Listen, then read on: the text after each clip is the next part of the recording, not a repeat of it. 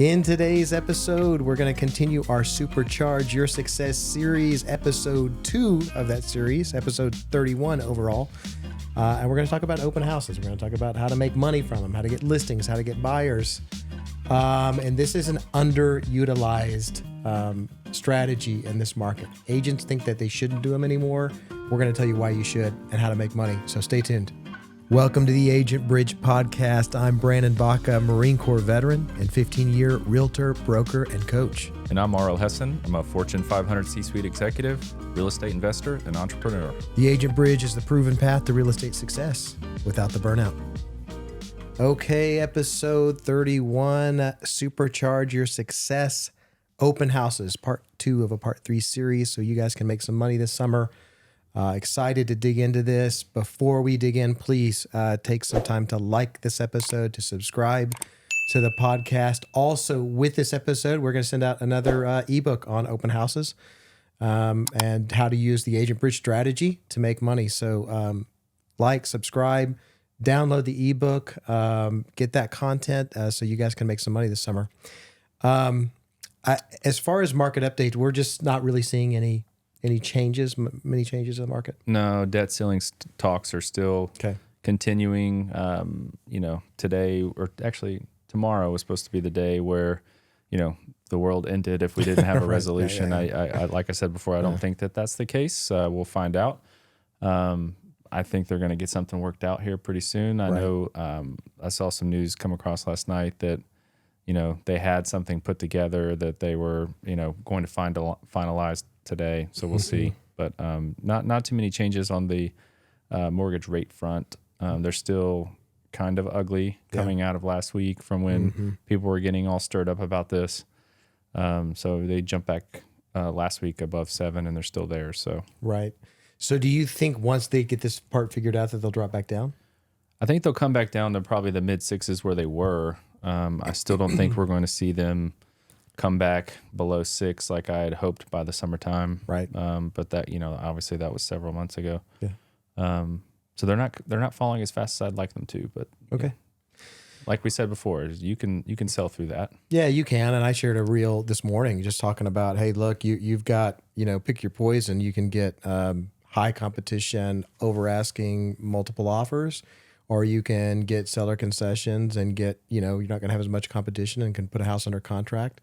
And if you can kind of swallow that, extra payment for a little while, you can refi and be in a much better scenario. So,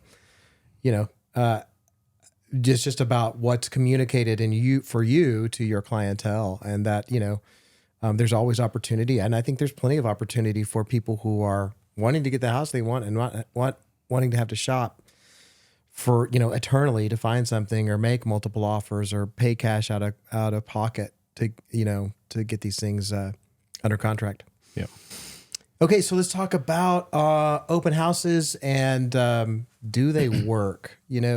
This is one where there's a really common misconception in the industry, or this is the narrative that's pushed out by a lot of realtors, is that open houses don't work. And they use the statistic. They say, well, less than 10% of houses sell on open houses, which I won't argue that statistic. But what I will do is kind of switch the reason why you do open houses. And so a lot of people talk about, well, we're not going to sell this house. Well, I'm going to tell you right now, the point is not to sell the house on the open house. The point is for you to set up a store for you, right? You're going to set up a store in the marketplace, and the product is not the house. The product is you. It's a place for you to share your knowledge, your expertise, your ability to connect with people. So that's how I want to sort of reframe the open house, is that it isn't about that house. It is about you as an individual agent and who you are in the marketplace. So with that in mind, that changes the game. We're not as interested with, and by the way, I'm not saying that you shouldn't showcase the house. That's not what I'm saying at all. Yeah. I mean, it's an ability. Still good, unless you're doing an open house for a different agent. Yeah, exactly. But there is some ability there for you to sell that on the open house and to showcase the property, and that's all well and good. So I'm not saying don't do that, but I'm saying your primary reason is not doing that. That's right. So again, it's a showcasing you as the knowledgeable professional, your knowledge of the business, your knowledge of the market, and you're looking to connect with these potential clients. Another statistic, 30% of the people that are coming in the door are going to be potential buyers. They're potential clientele. Without a realtor. Yeah, without a realtor. That's exactly right. Good point. So I think, yes, there are going to be looky-loos. There are going to be neighbors. But guess what? We're going to welcome all of those things, and we can talk about that. As a matter of fact, what I tell people is say, hey, when you have a neighbor come in, ask them about the neighborhood. What do you like most about the neighborhood? What do you not like about the neighborhood? How long have you lived here? Questions like that, engage them, yeah. Right? And then you become that much more knowledgeable in the neighborhood. Yeah, I mean, that's the goal, right? You want to become a neighborhood expert. Mm-hmm. So you're going to be that much more knowledgeable by pumping those neighbors for information. And they'll give you some dirt too, which you, it's like the HOA president, embezzled funds or something like that. So you'll get the feel of the neighborhood, and you're going to know about it, which is going to make you better and make your connection with people that are coming in better, because you can share that stuff.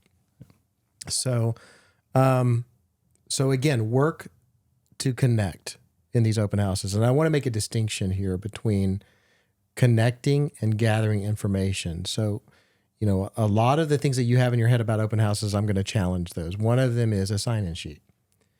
And I actually do not believe you should put a sign-in sheet there. That doesn't mean that you shouldn't have a way to gather people's information. That's not what I'm saying.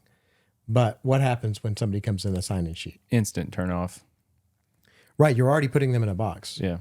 And the likelihood that you're going to get correct information from those clients or from those potential clients is very slim. Even if you do get correct information, you've basically just shut the door on them opening up to you later, right, as they walk throughout the property or whatever. So I mean, you're instantly closing them off. Yeah, they're just going to, and again, typically, you think about it, like when I go to Walgreens or CVS or whatever, I'm the type of person they're like, hey, what's your email address? I'm like, let me buy something and get out of here. Right. Yeah. Like, I'm not interested in me being on your email list. And that's what people think when you're asking for their information on a sign-in sheet. Yeah. So, I'm just with my family on a Saturday. I don't want to get bombarded by an agent. Exactly. So the goal is just to connect with these people, not just grabbing their name, phone number, and email address. Okay. So let's talk about how you do them. The first rule of open houses is consistency. Okay, you need for the numbers to work, right? And I got to a place in my real estate career on open houses that I was getting 1 to 2 buyers a month from open houses.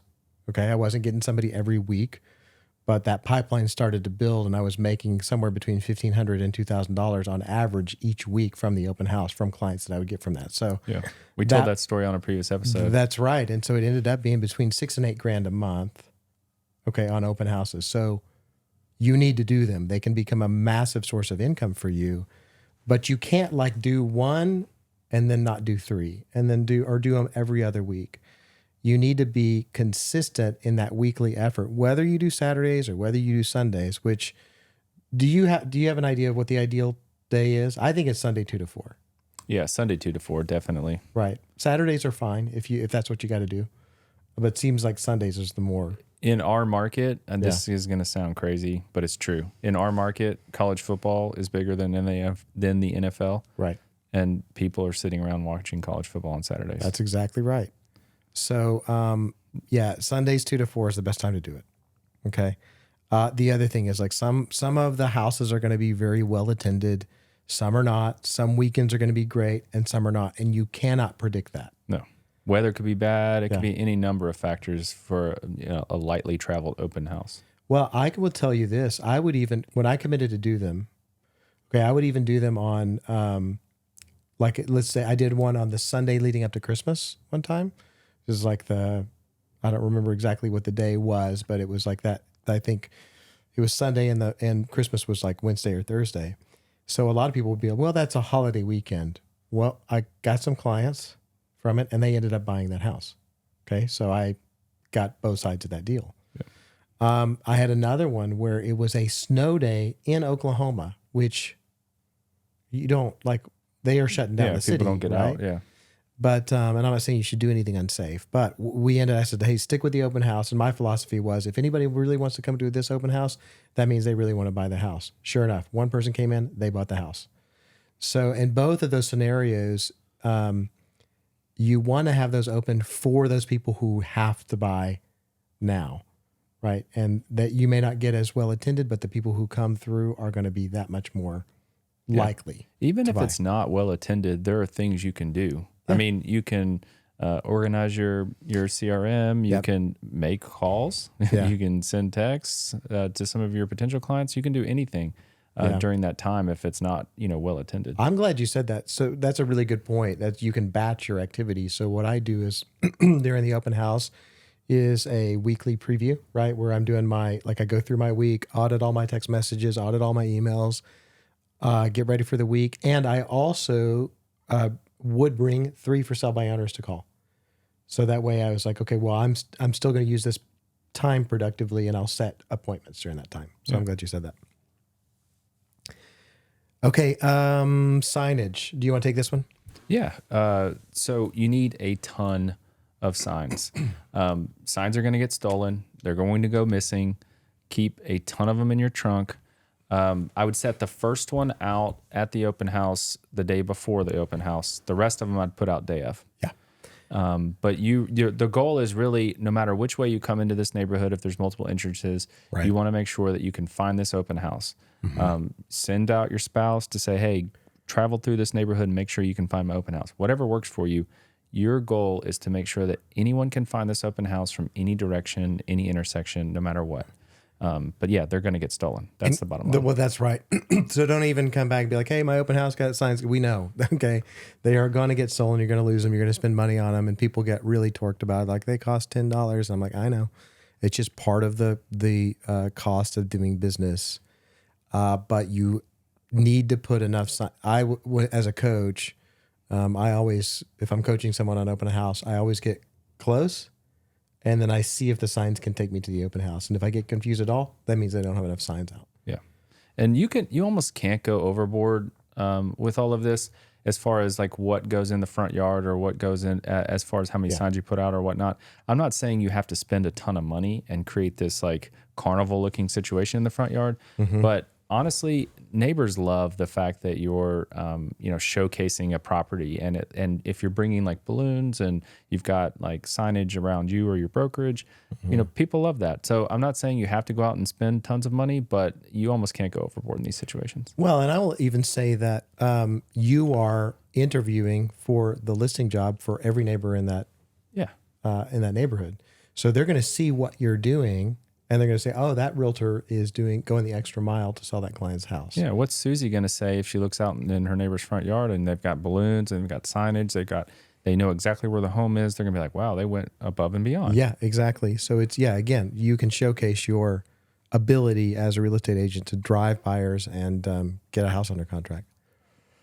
Okay. The internet marketing is extremely essential because a lot of people are looking for open houses on a Sunday. And so you need to make sure it's on all of your major websites, Zillow, Realtor.com, Trulia, Redfin, whatever, right? It needs to show that there is an open house because people are going to come that way, and post it on social media. So just make sure you do your due diligence on the internet marketing side. You don't have to do a ton, but don't just completely depend upon signage. You want to create as many avenues for people to get to you as possible. That's right. Right. So we want the largest attendance possible.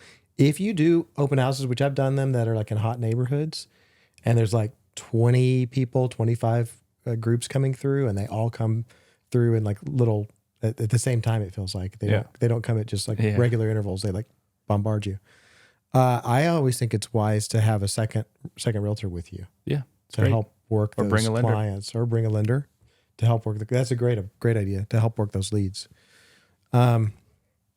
Okay, so that's the internet marketing piece. Social media too. Major websites, but social media. Posting on all your channels. Ask your brokerage to help you out and maybe make a post under their social media accounts, and just make sure that it's well marketed. Yeah. showcase that thing and showcase, again, you're showcasing yourself as much as you are the property. Local market. This is a great way. Like I always encourage new real estate agents to do this, which is, go preview 4 to 5 houses in the area, go set up showings on them for yourself and go look at them. And here's what you learn. You learn bedrooms, bathroom, how many average bedroom count, average bathroom count, average square footage, school systems, levels of condition of homes, what people do for remodels, what's going to make something more valuable or not. Yep. So that is going to, like, you think about that. If I go preview 4 houses every week before an open house. Okay. Times 50 weeks. Okay. That's 200 houses that I've looked at by the end of that year. I'm a real estate expert. Absolutely. I know a ton about my market. Even if you're doing them in different areas of town, you are gathering information about that area of town. I mean, open houses, your first year really should be about, yes, you're going to get clients, but really it's just about becoming that expert. Absolutely. And if you do them right and you sort of like leverage that open house, you'll be amazed at what you can learn. Yeah, you're stacking the information. And remember, the goal is not to sell that house. It's to be well informed for the people that walk through. So somebody comes through and you happen to know about 4 or 5 other homes on the market that might meet their criteria. Once they kind of give you a little bit more information about what they're looking for, then you look like the expert. Yeah. Bottom line. Exactly. Also know about, and I hope I'm not jumping too far ahead, but I'll also know about what's closed in that neighborhood previously. Ideally within the last 6 months, but definitely within the last 90 days. Yeah, that's a really good point. Yeah, you want to know, and that way you know what things actually sold for, and you can also track the progression of prices. If you've got a fast moving market, you can go, okay, well, they've moved from 120 a square foot to 125 a square foot in the last 6 months, or whatever the case may be. Yeah. Okay. After you've done all that and you've created all these avenues, let's talk about what happens when they walk in the door and how awkward that is. Like, for them, not for you as the realtor. You need to create as much comfort for that person walking in, but they're walking in skeptical that, like, okay, hang on, I do not want to be attacked here. Yeah. This is one of the reasons why people come in bunches. Like, you don't see onesie twosies. I mean, you do, but it's rare that you see onesie twosies walk through. They say, oh, it looks like it's full. I'm going to go in now. Yes. So then I'm not the only one in there talking to this real estate agent. So true. It is. Yeah. I mean, people don't want to create an awkward scenario. Yeah. So, you have to know your job really is to make them comfortable. You need to be friendly. You want to greet them, but you want to make them comfortable to take some time in the open house and create conversation. I was training an agent this past weekend, on an open house, and it wasn't super well attended. I think we had 3 different groups come through. Does an agent equal your daughter? Yes, yeah, that's right. Olivia got her her real estate license, and so I was showing her how to do an open house. And we walked through a lot of this, but the interaction, they went exactly like I was like, here's what you do. So what I'm about to tell you, it works every single time. Okay, the first thing is just a greeting. You don't have anything in your hands. You walk up and you go, hey, Brandon, what's your name? Becky, great to meet you. Hang on, let me get some info on the house. Okay, that's step 1. Okay, so I go back to my little station. I write down Becky's name, okay, so that I can remember, because you want to remember the name. Then I grab the info sheet and I take it back to them. I hand them the info sheet. Take a look around. Let me know what you think. By the way, they've done some remodel here. Let me know what you think of the remodel. So I've given her an assignment. Okay, so now I've created space for that person to feel comfortable, and then they have to come back and tell me something because I've given them an assignment. So they're having to re-engage me. And basically, one of the questions that I ask every time, as I say, as she's walking into another room, I said, Becky, are you from the area? She goes, yeah, actually we live down in Thompson Station, but we're looking at moving here because we want to be closer to our kids. Okay. So now guess what? I've created a conversation, and we can connect, build rapport, build trust. And then sure enough, before she left, we had her information, what she was looking for, because when she came back after the assignment, she goes, with this remodel, she's like, they did a lot of things that are okay and a lot of things that are not. She's like, the backsplash doesn't match the countertops. I go, no, I know. And I said, well, what are you looking for? And she goes, well, I want something that's this size. I might have to go up in my price range, but I would need to be close to 65 so I can get to my kids easily. All right. So now I understand two things, right? At the end of this conversation, when she wants to move and why she wants to move. Yep. It works every time. So let me just go through that again. Greeting, empty-handed, take back the info, okay? Give an assignment, create conversation, and then ask what you're looking for. And those things will lead. And then at the end of it, I said, hey, can I, I think she wanted a master bedroom down. I said, do you want me to send you some properties if the master bedroom's down? She goes, yeah, please do. Yeah. Done. So, and it doesn't look like you bombarded them to gather the information. They almost came out with it to you initially. That's right. That's right. Just because they came back on the assignment. Yeah. So you can create comfort, conversation, trust, rapport. But again, now what if I had just gone and be like, okay, would you fill out this sign-in sheet? Tell me everything about your home search. And yeah, exactly. Then that's going to create distance. So I guess the way that I think about it is like, how would I want to be sold to? It's like I want to talk with someone who's friendly. I don't want to be bombarded. I don't want to feel pushed.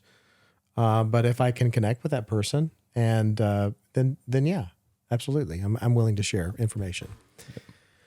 Okay. And then the most important part, as always, is the follow up.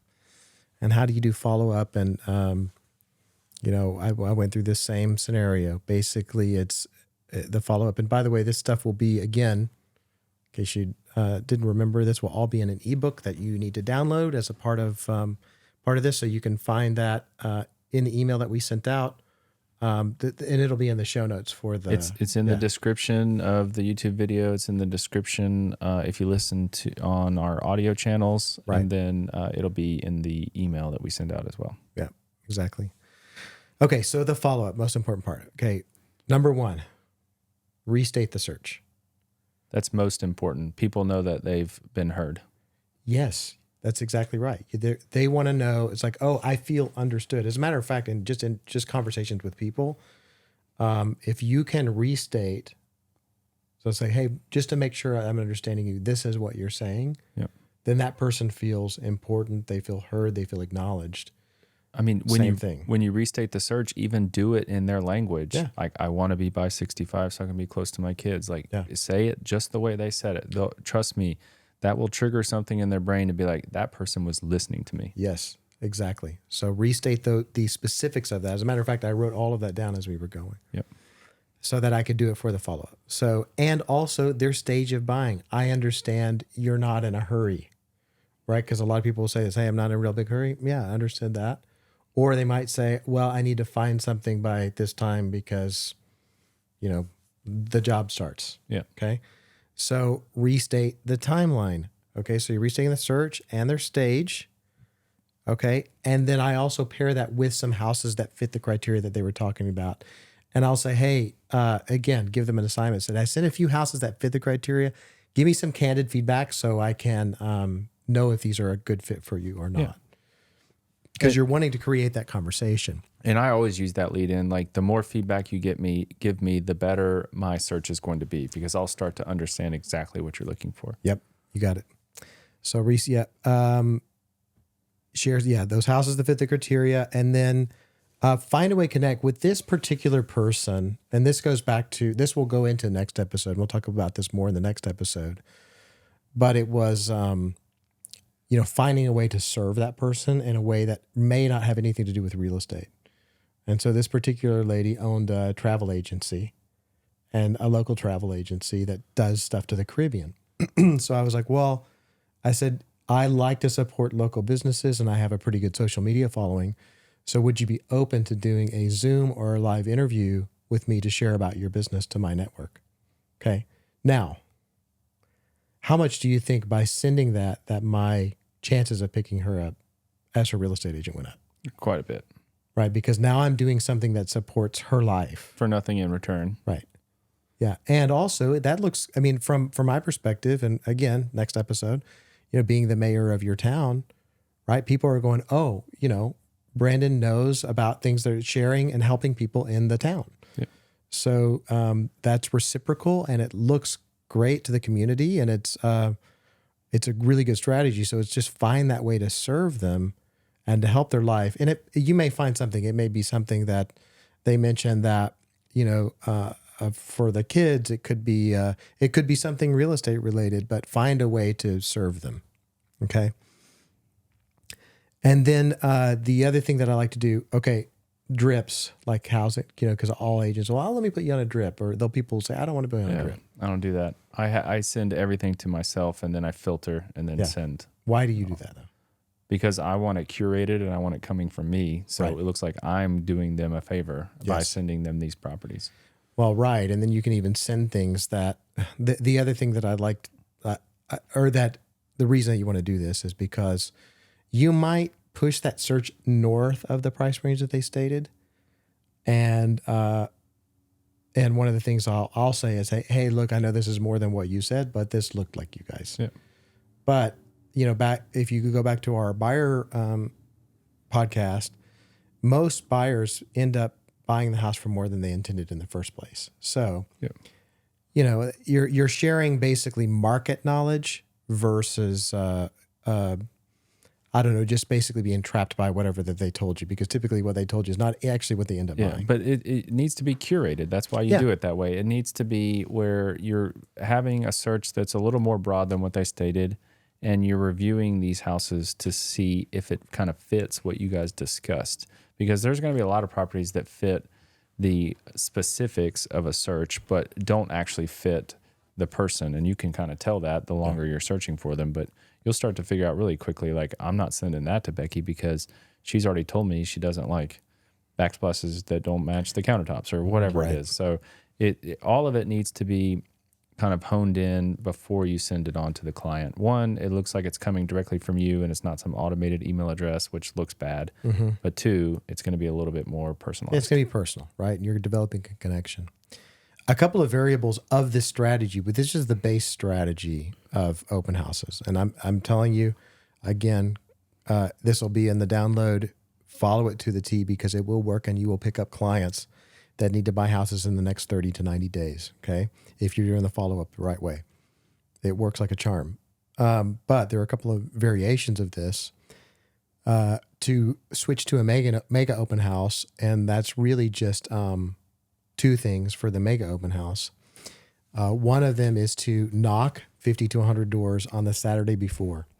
Okay, again, that's a way to showcase your work ethic to the neighborhood and to drive traffic to your open house. So there's potential listings to be picked up from that, because when those people, there may be somebody a month from listing their house, like, I want to go with that agent. So knocking that 50 to 100 doors is a next step, but I guarantee you it'll drive business that much faster. The problem, I think, with people is that there might be an energy push, or they may not be able to based on schedule because it's a big time commitment. Yep. But if you start working in one of those a month, it's going to pay off in massive ways. And then as a part of that, you'll just get a couple of things of ice cream and say, hey, we'll have ice cream for the kids. Come by, bring them kids, see the open house. So you're going to create a lot more traffic that way as well. So just those two things will increase your attendance, increase your business.